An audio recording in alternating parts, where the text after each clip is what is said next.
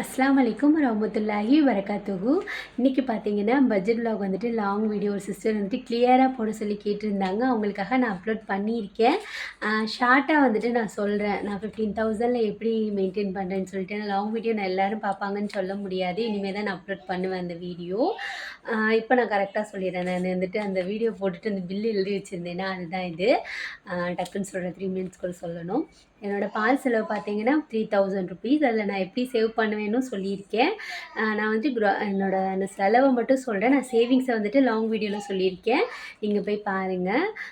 7000 வந்து பார்த்தீங்கன்னா vegetable, non veg, grocery இது 3மே சேர்த்து எனக்கு 7000 ருபீஸ் ஆகும்.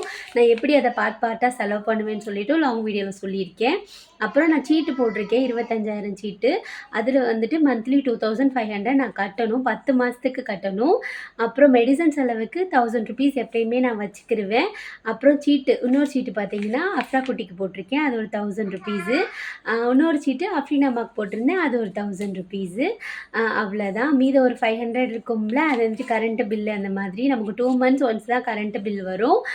இப்படி தான் பார்த்தீங்கன்னா நான் மேனேஜ் பண்ணிக்கிட்டு இருக்கேன். இதில் எப்படியெல்லாம் அந்த 1000 ருபீஸ் சீட்டுக்கு 2500 எடுக்கிறேன், 1000 எடுக்கிறேன், குட்டி குட்டியாக எப்படி சேவ் பண்ணுறேன்னு சொல்லிட்டு லாங் வீடியோவில் நான் எக்ஸ்ப்ளனேஷன் பண்ணியிருக்கேன். என்னால் முடிஞ்ச அளவுக்கு எனக்கு தெரிஞ்ச மாதிரி எக்ஸ்ப்ளனேஷன் பண்ணியிருக்கேன். நடுவில் என்ன சொல்கிறது, கொஞ்சம் வந்துட்டு கன்ஃபியூஸ்ட் ஆயிரும். நம்ம இன்னொருத்தருக்கு பட்ஜெட் சொல்கிறது கொஞ்சம் இதாக இருக்கும்ல. ஆனால் என்னோட மந்த்லி பட்ஜெட் பார்த்திங்கன்னா 15,000 தான். நான் இப்படி தான் மெயின்டைன் பண்ணிக்கிட்டு இருக்கேன். பிடிச்சிருந்துச்சுன்னா சொல்லுங்கள். அவ்வளோதான்.